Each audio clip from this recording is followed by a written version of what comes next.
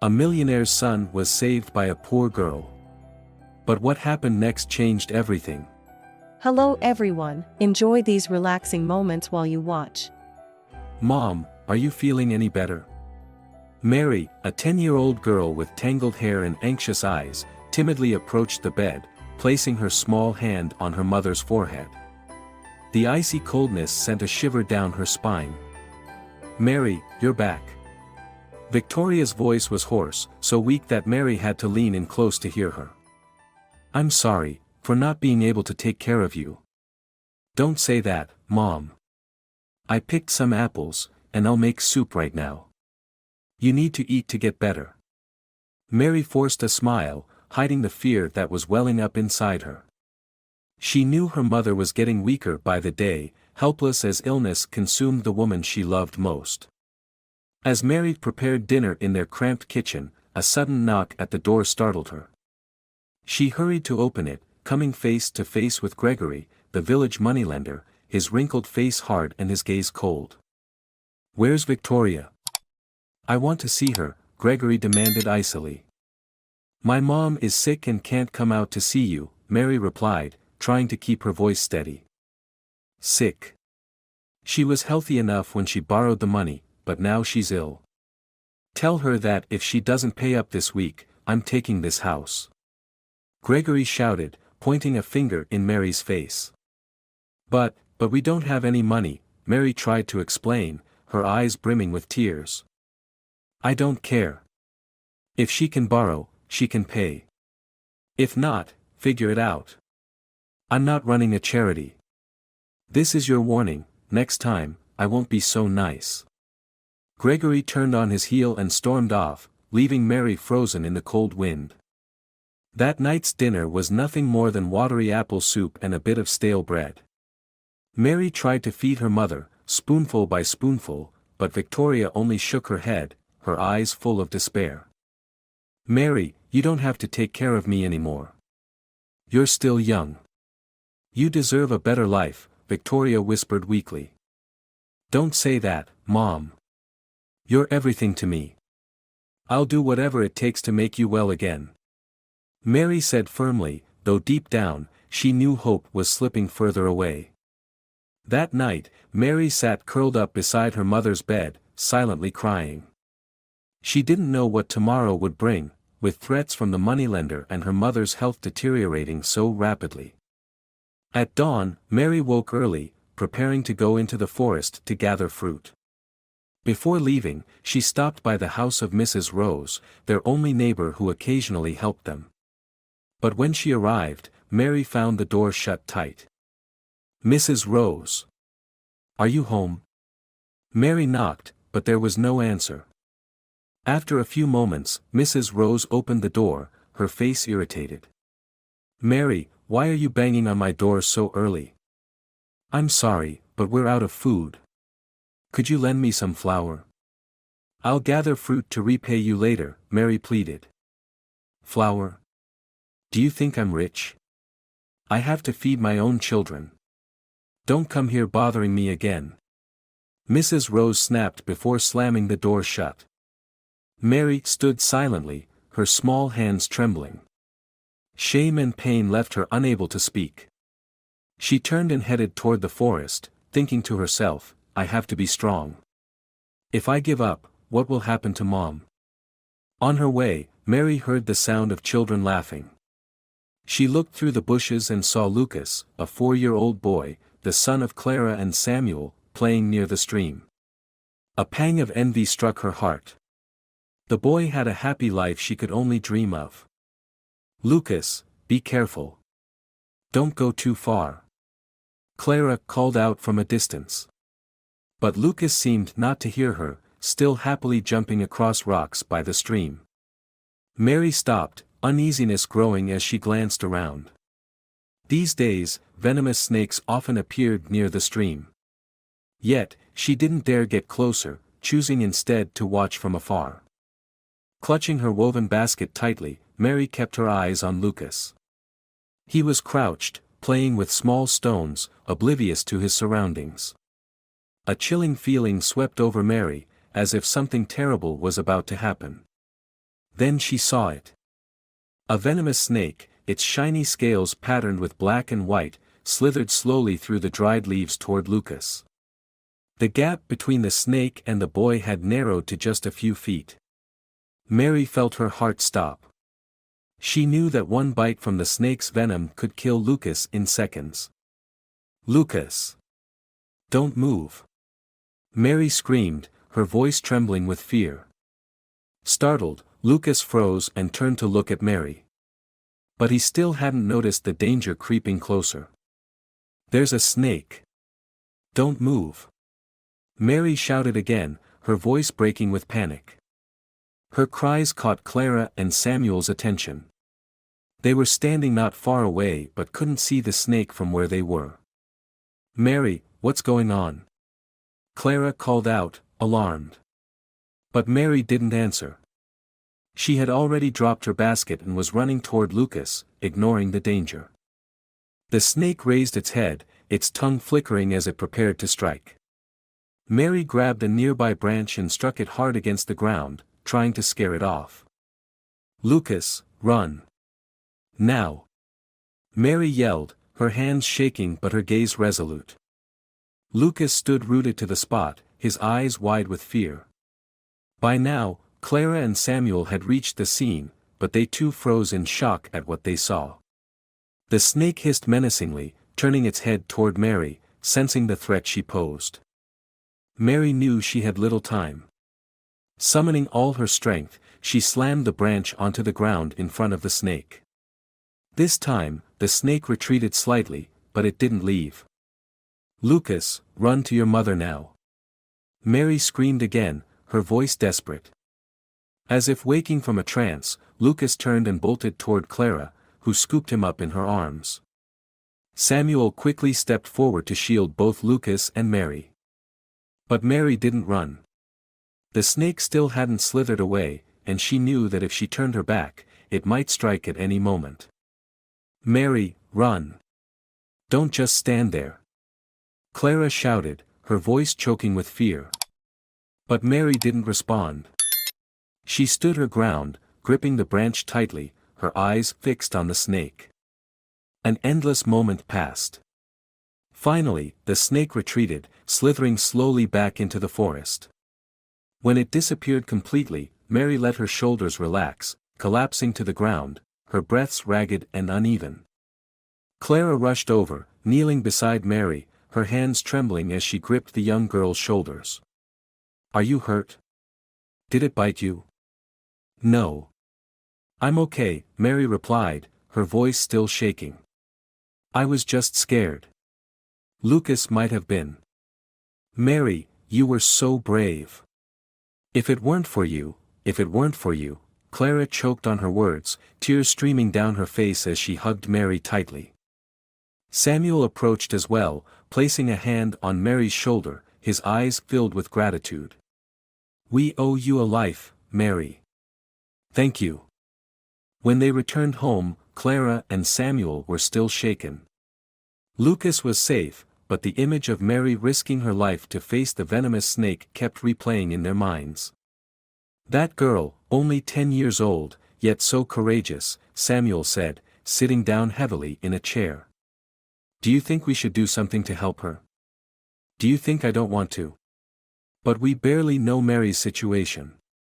"We can't act recklessly," Clara replied, her eyes still clouded with concern.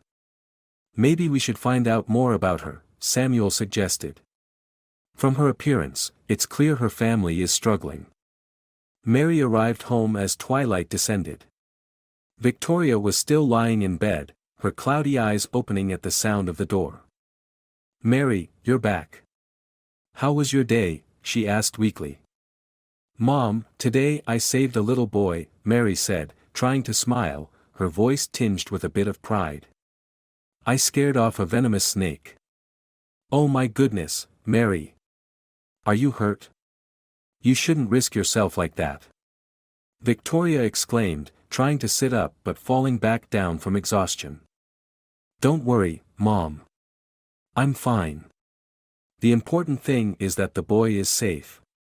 Mary leaned over, adjusting the blanket for her mother. I did a good thing, Mom. Victoria looked at Mary, her eyes filled with both worry and pride. You're a good child, Mary, but I don't want you to have to bear so much. I can handle it, Mom. You just rest, everything will be okay, Mary reassured her. But deep inside, an indescribable worry gnawed at her. She knew tomorrow would be another hard day, but at least today, she had done something good. Elsewhere in the village, Clara and Samuel were still discussing Mary. Clara said, "There's something special about that girl, Samuel. Don't you see? That bravery didn't come from chance. She must have a big heart." Samuel nodded. "We need to help Mary, Clara. But first, we need to understand her situation. What do you think?" Clara sighed, her eyes gazing toward Mary's small house. "All right, Samuel. Tomorrow, we'll get to the bottom of this." The next morning, Clara couldn't stop thinking about Mary. The image of the small girl fearlessly standing between Lucas and the snake haunted her mind. Clara decided it was time to do something. "Samuel, do you think we should visit Mary's house to thank her properly?" Clara asked as she prepared breakfast. "Absolutely. We can't just let this pass as a random incident." "That girl risked her life to save Lucas," Samuel replied, nodding in agreement. "I think we should also bring some gifts as a token of gratitude. Maybe some food or money. What do you think?" Clara nodded, taking a small box and filling it with essentials like bread, cheese, and some fresh fruit. "I'm not sure Mary would accept money, but food might be more practical." When they arrived at Mary's house, Clara and Samuel were taken aback. The house was far more rundown than they had imagined. The walls were peeling, the roof had several holes, and the front yard was nothing but a patch of weeds and dirt. Clara knocked lightly on the faded wooden door. "Mary, are you home?" she asked gently. After a moment, the door creaked open, and Mary appeared. She looked at them, her eyes wide with a mix of surprise and worry. "Mrs. Clara. Mr. Samuel. Why are you here?" "We came to thank you," Clara said, smiling warmly. "You saved Lucas yesterday, and we don't know how to express our gratitude." "There's no need, ma'am. It was the right thing to do," Mary replied, bowing her head, her voice soft. Clara extended the gift box toward Mary, but the girl shook her head in refusal. "I can't accept this. My mom always taught me that doing good deeds shouldn't be for rewards." Clara felt her heart tighten. Mary's humility and sense of dignity made her feel even more compassion for the girl. "Mary, you don't need to feel shy. This is just a small gesture from us. Please, accept it." After a moment of hesitation, Mary finally took the box, though her eyes still showed unease. "Thank you," she said quietly, her voice trembling. As Mary went back inside to put the items away, Clara and Samuel took the opportunity to look around. Through the window, they saw Victoria lying on the bed, her face pale and weary. Clara gently touched Samuel's arm. "Look at that, Samuel, Mary's mother, she looks so weak." Samuel nodded, his expression serious. "We need to find out more. But we can't ask directly, the girl won't want to talk about it." Mary returned to the doorway, her eyes filled with worry. "Do you need anything else, ma'am?" Clara smiled, trying to ease the tension. "No, it's all right, Mary. But I wanted to ask, is your mother feeling well?" Hearing about her mother, Mary's expression dimmed. My mom is sick. But she'll get better soon," the girl said, trying to keep her voice steady. Clara immediately understood that Mary was trying to hide the truth. "If you need anything, don't hesitate to let us know. We're here to help you." "Thank you," Mary replied, but her cautious eyes betrayed her unease. On their way back home, Clara couldn't stop thinking about Mary's situation. "Samuel, that girl and her mother are living in much worse conditions than we thought. I think we need to act immediately. I agree, Samuel said. Maybe I can ask Paul, the village doctor, to visit Mrs. Victoria. I'll also talk to a few people in the village to see what they know about this family. That afternoon, Samuel met with Paul, his close friend and the village doctor. Paul, I need your help with something. Do you know Mary's family? That girl saved my son yesterday. Mary? She lives with her mother, Victoria. I've heard that Victoria is very sick, but they can't afford treatment. Their house is even worse than you might imagine, Samuel, Paul replied, his face filled with concern. Then I need you to check on her. I'll cover all the costs. They helped my family, and now it's our turn to help them. Paul nodded. I'll arrange it. But Samuel, there's something else. Mary. I've heard many villagers talk about her. She's hard-working, polite, but very lonely. Almost no one helps her family. Samuel shook his head, feeling a surge of frustration. That's the fault of this whole village. Everyone sees, but no one steps up to help. At home, Clara and Samuel were talking when Lucas suddenly interrupted, his voice full of excitement. Mom, Mary is amazing. Yesterday, she was so brave. Can we invite her to our house? Clara smiled and tousled her son's hair. Do you like Mary that much? Yes. She's like a hero. I want to thank her properly, Lucas said, his eyes lighting up. Clara looked at Samuel, then nodded. We'll invite Mary over. But first, we need to find a way to help her family. Samuel agreed. I'll handle that. But Clara, you know, I think this is an opportunity to teach Lucas an important lesson, a lesson about gratitude. You're right, Clara replied, feeling a bit lighter as she thought about their plan to help Mary. The next morning, Clara and Samuel decided to discreetly follow Mary after she left her house. They wanted to understand her situation better without making Mary feel uncomfortable.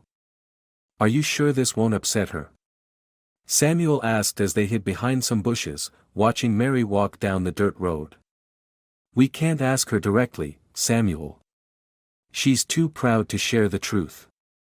This is the only way to truly understand what's going on, Clara whispered, her eyes filled with concern. Mary walked slowly along the path leading into the forest, carrying a small wicker basket. The cold wind blew through her tangled hair, but Mary paid no attention.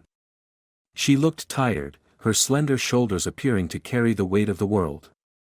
Mary entered a small forest filled with dense bushes laden with wild fruits. She bent down to pick the fruits, carefully placing each one into her basket. But most of the fruits were either overripe and had fallen to the ground or had already been eaten by birds and animals. Mary had to search for a long time to find even a few intact fruits. Clara and Samuel watched from afar, their hearts heavy. Just to gather these few fruits, she has to walk such a long way into the forest, Clara whispered. And in this cold weather. Look at her feet, Clara. She doesn't even have shoes, Samuel added, his voice filled with anger.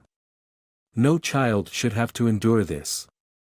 Mary continued her task patiently, even though her small hands were red from the cold. After gathering a modest amount of fruit, she ventured deeper into the forest in search of mushrooms. After leaving the forest, Mary returned to the village, but instead of heading straight home, she stopped at the communal well. She set her basket down and used a small bucket tied to a rope to draw water. Clara and Samuel watched from a distance, their hearts growing heavier. A 10-year-old child, doing all of this on her own, Clara said, unable to hide her emotion. We have to do something, Samuel. I can't just stand by and watch this.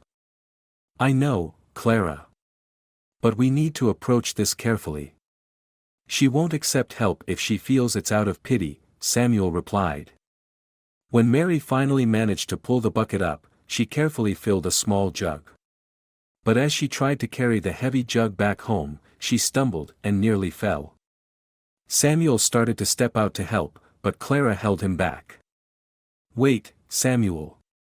She'll feel uncomfortable if we appear out of nowhere." Mary steadied herself and eventually managed to carry the jug back to her house. Clara and Samuel continued to watch from a distance as Mary stopped in front of her dilapidated home, setting down the basket and jug before opening the door and stepping inside. Through the small window, Clara and Samuel could see the interior of the house. Mary was busy preparing lunch, while Mrs. Victoria lay on an old, creaky wooden bed in the corner. The house had no heating, just a small pile of wood burning in the kitchen. The walls were cracked, with holes that let light stream through from the outside. "It's freezing, and they don't even have proper heating," Clara said with a sigh, unconsciously tightening her coat around herself. "Mrs. Victoria looks so frail, Samuel. If this continues, she won't survive the winter." "I know," Samuel replied, his voice heavy. "We can't wait any longer. I'll speak to Dr. Paul this afternoon. Mrs. Victoria needs treatment immediately." As Clara and Samuel watched, they saw Mary place a bowl of watery soup in front of her mother. "Mom, please try to eat a little.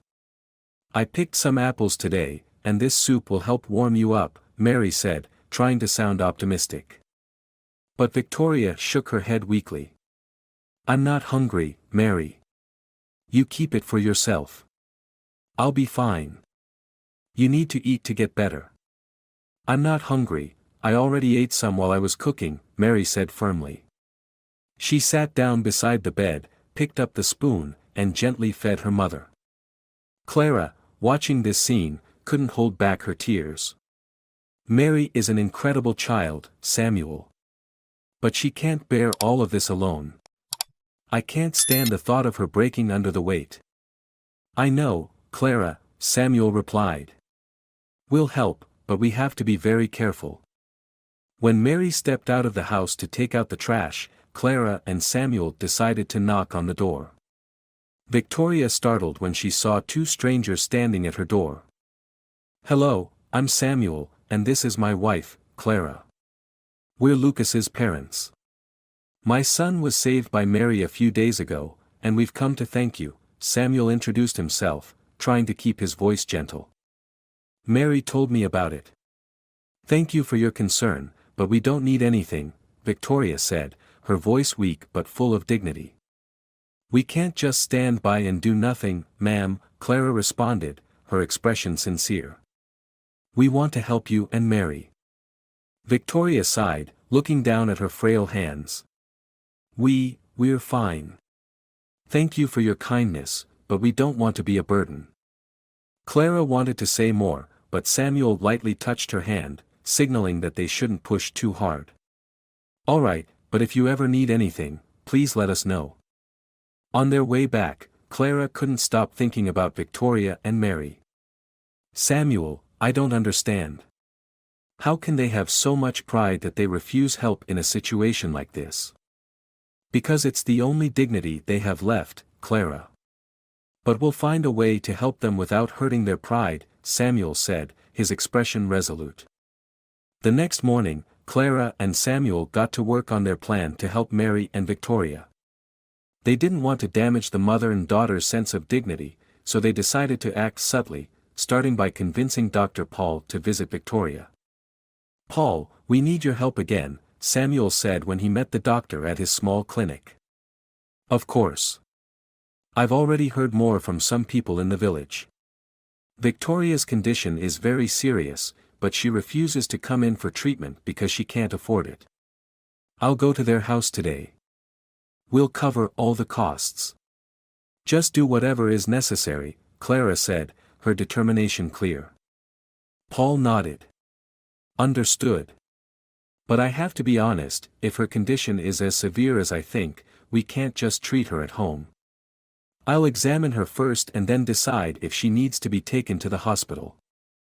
"Thank you, Paul. We're truly grateful," Clara replied. That afternoon, Dr. Paul knocked on Mary's door. She opened it, surprised to see him. "Dr. Paul. I think you might be at the wrong house," Mary said, her eyes filled with suspicion. No, Mary. I've been asked to come and help your mother. Don't worry, there's nothing you need to do, Paul said, keeping his tone as friendly as possible. My mom, she doesn't want to trouble anyone, Mary stammered, her eyes showing clear worry. Mary, sometimes we need to accept help. Your mother needs proper treatment. Please, let me help her, all right? Mary looked at him, hesitation written all over her small face. Finally, she nodded. Paul stepped inside, glancing around the tiny house. When he reached Victoria's bedside, he couldn't hide his concern. After completing his examination, he sighed and turned to Mary. Mary, your mother's condition is very serious. She needs to be taken to the hospital immediately. We can't provide the necessary care here. The hospital? But we don't have any money, Mary said, her voice breaking. Don't worry about that. Some people have already offered to help your mother. This is about her health, Paul said, trying to reassure Mary. I'll arrange for transportation to take her there. Mary didn't say anything else, only lowering her head. A mix of worry for her mother and discomfort at accepting help swirled within her. That afternoon, Samuel's car carried Victoria to the hospital in the city. Clara and Samuel accompanied her to ensure everything went smoothly. For Mary, sitting in a warm car for the first time felt both strange and overwhelming. Mrs. Clara, Mr. Samuel, why are you doing all of this for us? Mary asked quietly. Mary, you saved our son. That alone speaks volumes. But more importantly, you are a child who deserves love and care. No one should have to bear as much as you do, Clara said, her eyes full of sincerity. Mary didn't respond, but her eyes filled with tears. For the first time in years, she felt genuine kindness from others. When they arrived at the hospital, the doctors quickly took Victoria into the emergency room. Clara and Samuel stayed with Mary in the waiting room, trying to comfort her. Mary, your mother will get the best care here. Don't worry, Clara said, placing a reassuring hand on her shoulder. But what if she doesn't get better? Mary asked, her voice trembling. We have to believe, Mary. The doctors will do everything they can. And we'll be here to support you and your mother, Samuel said, his voice calm and steady. In the following days, Clara and Samuel not only covered Victoria's medical expenses but also brought Mary to temporarily stay at their home. To them, it was the only way to ensure Mary was cared for properly while her mother underwent treatment. When Mary stepped into Clara and Samuel's home, she couldn't hide her astonishment. The house was bright and warm, a stark contrast to where she had been living. Lucas ran out to greet her, his face beaming. Mary! You're staying with us? That's amazing! Lucas exclaimed, running to hug her. No, I'm just staying for a little while. Once my mom gets better, I'll go home, Mary replied, though a faint smile crept onto her face. In her first days at Clara's house, Mary struggled to adjust to the care and kindness she received. Clara prepared nutritious meals for her, while Samuel helped her with the small tasks she previously had to handle alone. Lucas clung to Mary as if she were truly his older sister. Mary, do you like this food? If you don't, I'll ask Mom to make something else. Lucas said, his innocent eyes sparkling. No, I love it. Thank you, Lucas, Mary replied, feeling an unfamiliar warmth in her heart. Despite the attention and care from Clara's family, Mary couldn't stop worrying about her mother. Every night before bed, she silently prayed for Victoria's speedy recovery. Clara and Samuel noticed this. They didn't mention it, but both knew that Victoria's condition was not improving. They could only hope for the best and do everything they could to support Mary through this challenging time. We need to prepare ourselves, Clara. If the worst happens, Mary will need us more than ever, Samuel said as they lay in bed one night, discussing their next steps. Clara sighed. I know. But I don't want to think about that. Mary has already endured so much pain. A month into Victoria's treatment, Clara and Mary received an urgent call from the doctor. Samuel quickly drove them to the hospital. No one spoke during the ride, but Clara could see Mary trying to hold back her emotions. Her small hands clenched tightly, and her gaze remained fixed on the road ahead. When they arrived at the hospital, Dr. Paul was waiting for them in the hallway. His heavy expression made Clara's heart sink, realizing what was about to happen. "Dr. Paul, how is my mom?" Mary asked immediately, her voice trembling. Paul lowered his head and sighed. "Mary, your mother is very weak. She wants to see you one last time." Mary froze, her body stiffening as if turned to stone. She couldn't speak, but tears welled up in her eyes. Clara took Mary's hand gently and said, "Go to your mother, Mary. Samuel and I will wait here." Mary nodded, then slowly walked into the hospital room. Clara watched her go, her heart heavy. She knew this would be the most difficult moment of Mary's young life. In the small room, Mary saw her mother lying on the bed, looking more pale and fragile than ever.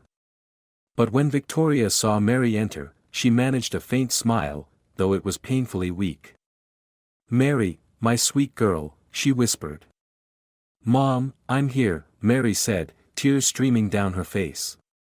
She sat beside the bed and took her mother's frail hand in hers. "Don't say anything, Mom. You'll get better. You just need to rest." Victoria shook her head slightly. "Mary, I don't have much time left.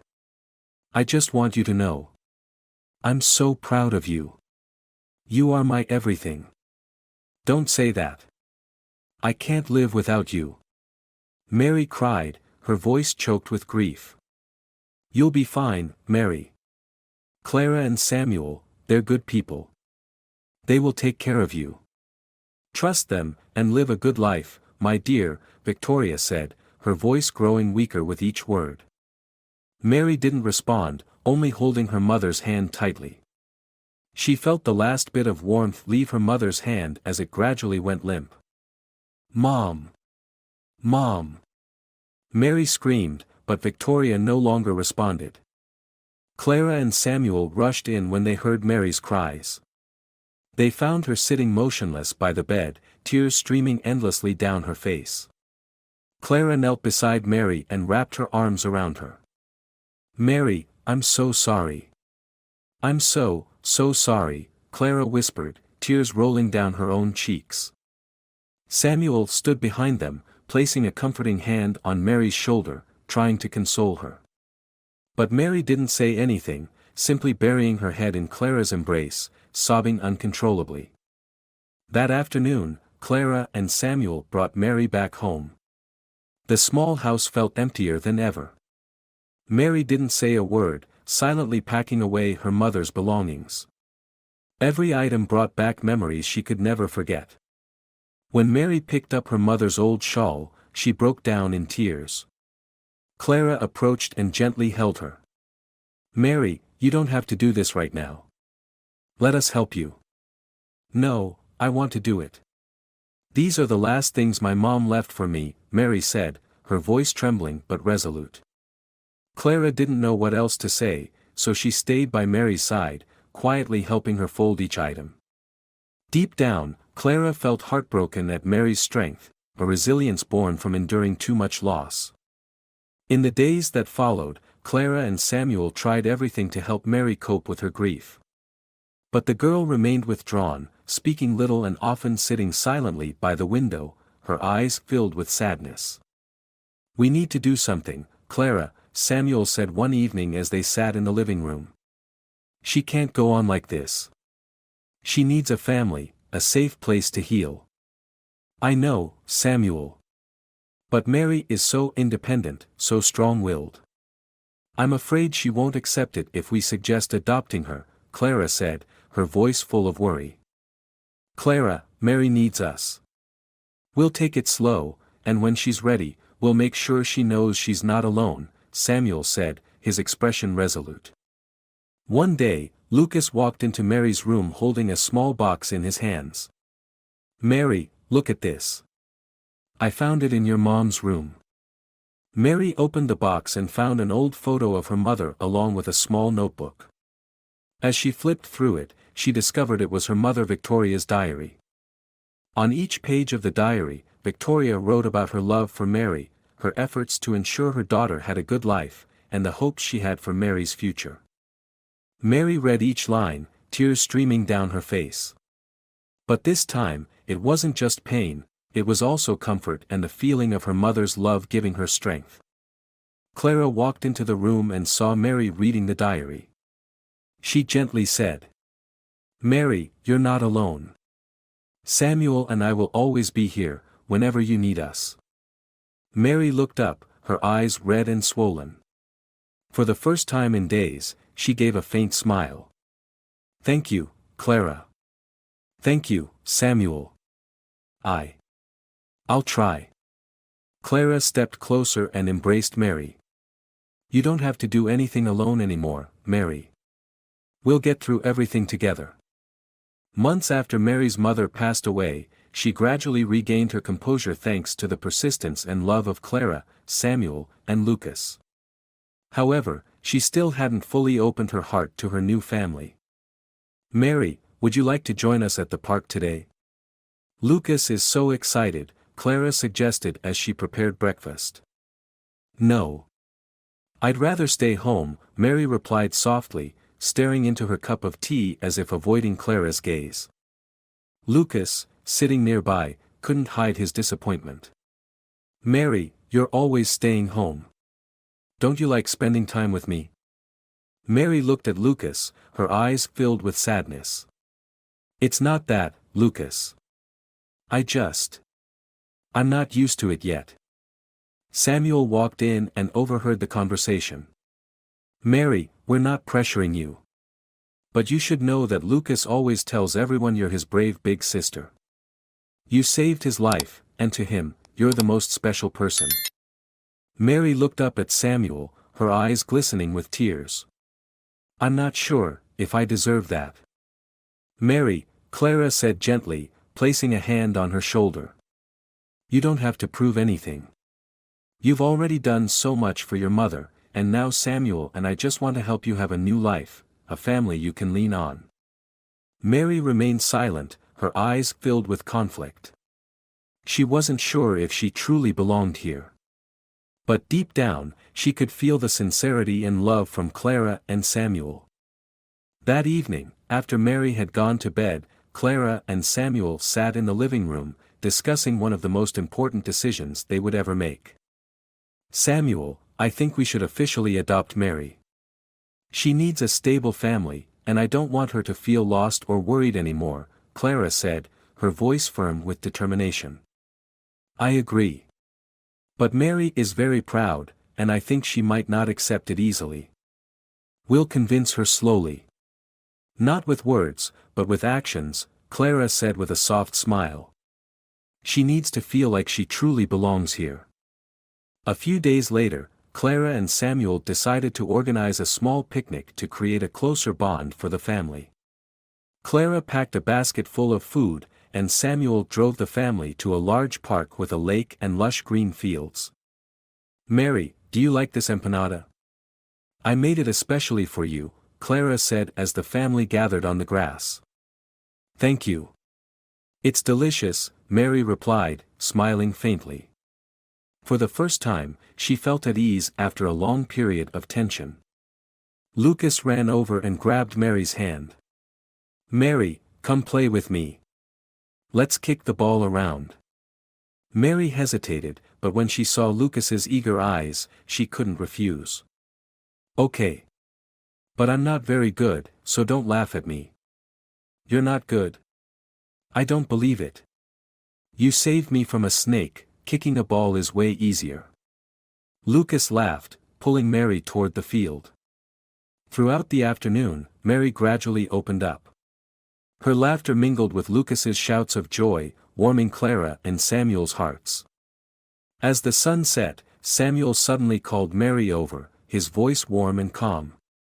"Mary, could you come here for a moment? Mary walked over, her eyes filled with curiosity. Clara stood beside Samuel, holding a small, carefully wrapped box. Mary, we have something we want to tell you, Clara began, her voice gentle but full of emotion. You've been through so much pain and loss, and we know nothing can replace your birth mother. But we want you to know, we love you like our own daughter.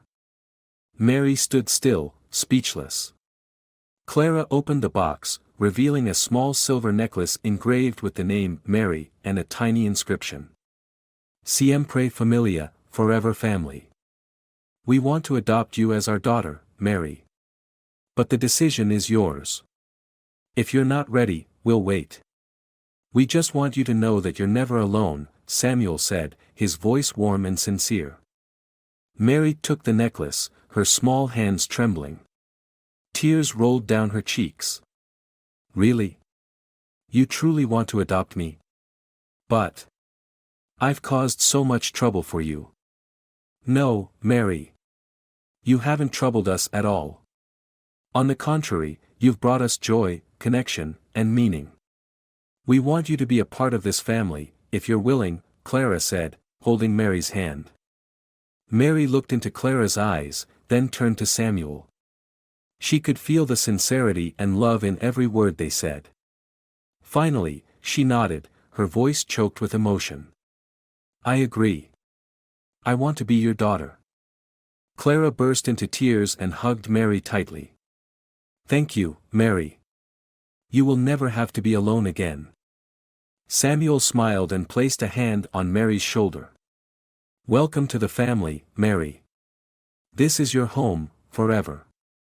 Lucas stood nearby, jumping with joy. Mary is officially my sister now. I knew it. On the way home, Clara glanced at Mary through the rearview mirror and saw her holding the necklace, her eyes shining with happiness. A sense of fulfillment spread through Clara's heart, as if everything had finally fallen into place. 2 years passed since Mary officially became a part of Clara and Samuel's family. Her new life had transformed her in ways no one could have imagined. From a shy and reserved little girl, Mary grew into a confident and determined young woman. One beautiful morning, Clara walked into the kitchen, where Mary was intently writing something in a notebook. Smiling, Clara poured herself a cup of coffee and asked softly. What are you working on, Mary? You look so focused. Mary looked up, her eyes sparkling. I'm taking notes from a medical book, Clara. I want to study to become a doctor. Clara set her coffee cup down on the table, surprised but full of pride. A doctor? Do you really want to pursue medicine? Yes, Mary replied, nodding firmly. I want to help poor people, those who don't have access to treatment like my mom did back then. If it weren't for you and Samuel, my mom would never have had the chance to be cared for in a good hospital. Clara sat beside Mary, taking her hand. You're incredible, Mary. I believe you can do it. But you know, becoming a doctor is a long and challenging journey. I know, but I'm not afraid. I'll do my best, Mary said, her eyes shining with determination. Mary didn't just talk, she acted. Clara and Samuel enrolled her in a prestigious school in the city, where she excelled in her studies and actively participated in community activities. One day, Mary came home beaming with excitement. Clara. Samuel. I was selected as a volunteer for a free healthcare project for underprivileged children, she exclaimed, unable to hide her enthusiasm. That's amazing, Mary. Samuel replied, patting her on the shoulder. You're on the right path. We're so proud of you. But I still have so much to learn, Mary said humbly. Today, I got to observe how the doctors worked. They're so dedicated, and I want to learn from them. Clara smiled and hugged Mary. You're doing better than anything we could have imagined. Keep moving forward, Mary. Years passed, and Mary graduated with outstanding achievements, earning a full scholarship to a prestigious medical school in the city. The day she received her acceptance letter, the entire family celebrated as if it were a festival. Lucas ran around the house shouting, "Mary's going to be a doctor. No one at school will dare mess with me now." "Lucas, no one messes with you," Mary said, laughing. "But if they do, I'll protect you." Clara watched the scene, unable to hold back her tears. "Mary, I can't believe how much you've grown. You've turned the difficulties of your past into your driving force, and now you're chasing your dreams." "Clara, I couldn't have done it without you, Samuel, and Lucas. Thank you for always being there for me," Mary said, her voice breaking with emotion. Mary's years in medical school were a challenging journey. She faced long hours of classes, stressful exams, and late-night internships. But Mary never gave up. She always remembered her mother and the promise she made to help those in need. One late evening, Mary came home looking exhausted but with her eyes still glowing. Clara and Samuel were waiting for her in the living room.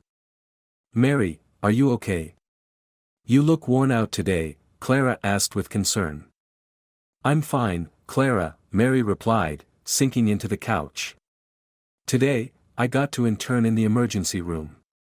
I learned so much, but I also realized I still have a long way to go." Samuel looked at Mary, his eyes filled with pride. "You're doing great, Mary. Don't forget that we're always here to support you every step of the way." "I know, and I'm so grateful. Whenever I feel tired, I think about everything you've done for me, and it keeps me going," Mary said with a smile. Finally, the day of Mary's medical school graduation arrived.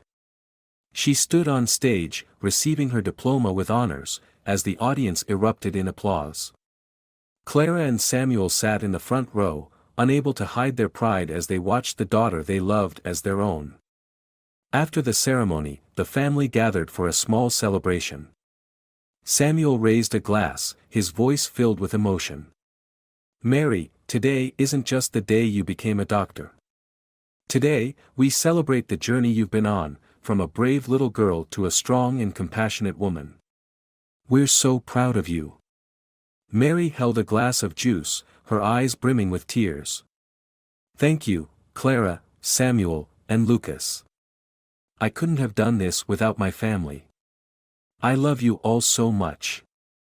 Clara hugged Mary tightly, unable to hold back her tears. "We love you so much too, Mary." That night, after everyone had gone to bed, Mary sat alone on the balcony, gazing at the starry sky. She held the necklace Clara and Samuel had given her years ago and smiled. In her heart, Mary knew she had found a true family, and now it was time for her to fulfill her promise to her mother, to dedicate her life to helping those who needed her most. 3 years after graduating, Mary fulfilled her dream. She opened a free clinic in a poor area of the city. The small but cozy clinic was decorated with vibrant paintings created by local children. It wasn't just a place for medical treatment, it became a second home for those struggling to get by. One morning, Clara and Samuel visited Mary's clinic.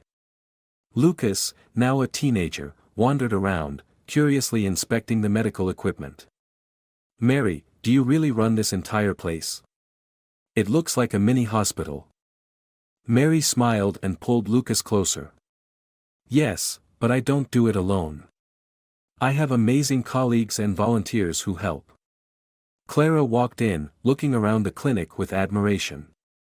"Mary, this place is incredible. I can't believe you've built something so wonderful."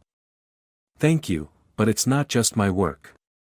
The community helped a lot, from construction to donating medicine," Mary replied humbly. Samuel nodded proudly.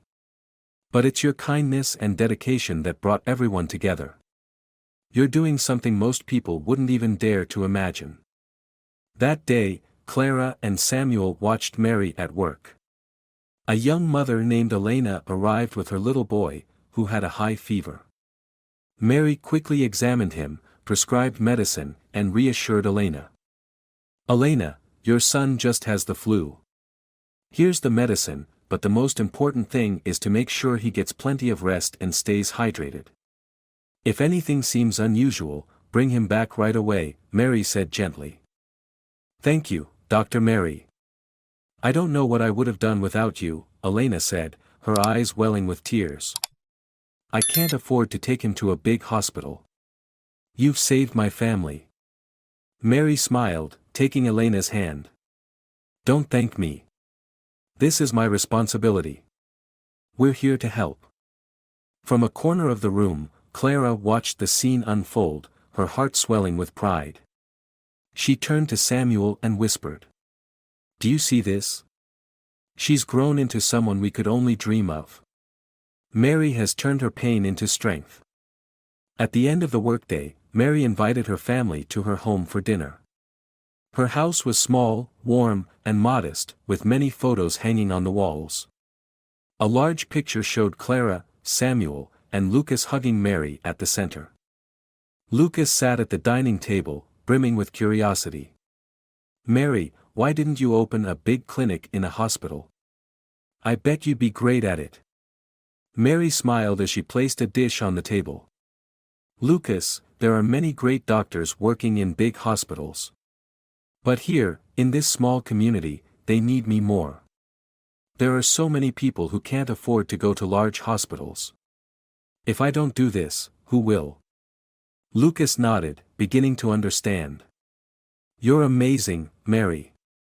I want to grow up to be like you." Samuel raised his glass, his voice full of emotion. "Mary, you're not just a doctor. You're an inspiration to this family and to the community. We couldn't be prouder of you." Mary picked up her glass, her eyes glistening with tears.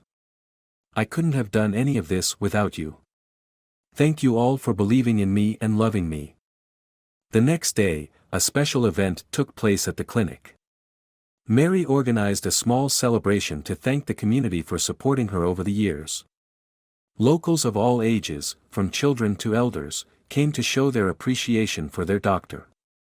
An elderly woman named Rose approached Mary and took her hand. "My dear, I've lived many years, but I've never met anyone as kind as you. You don't just heal our bodies, you heal our hearts." "Mrs. Rose, I'm just doing what I need to do. It's all of you who give me the strength to keep going," Mary replied, her voice trembling with emotion. Clara and Samuel stood nearby, feeling their hearts swell with happiness. Samuel turned to Clara and softly said, "Mary has become the light of this place. It feels like we've been part of something truly magical." "Not just magical, Samuel. She's changed the world for the people here," Clara replied, her eyes shining with joy. After the celebration, Mary stepped into her small office. On her desk, she found a handwritten letter from Clara. "My dearest Mary, words cannot express how proud we are of you. You are the daughter anyone would be lucky to have in their life. Every time we see you helping others, our hearts feel warm. You are hope, not just for this family but for the entire community. Always remember, no matter where life takes you, you have a family here who loves and supports you unconditionally. With all our love, Mom Clara and Dad Samuel." Mary held the letter, tears streaming down her face. She sat quietly for a moment, overwhelmed with emotion. Then, she reached for the silver necklace Clara and Samuel had given her years ago, gently touching the engraved words, "Siempre Familia," forever family. In that moment, Mary knew she had not only fulfilled her promise to her mother but also discovered the true meaning of life, spreading love and making the world a better place, one step at a time. The story of Mary reminds us that courage and resilience can overcome even the greatest hardships. From the pain of loss, Mary found strength to love and give back to her community. She showed that kindness not only heals the soul but also brings hope to those around us. Moreover, the unwavering support and love of family, even if not bound by blood, can empower us to grow and achieve our dreams. True happiness comes from giving and sharing with others. If you enjoyed this story, we invite you to give it a like and subscribe to our channel. Your support motivates us to keep bringing heartwarming stories almost every day. We are very grateful for your support. See you soon.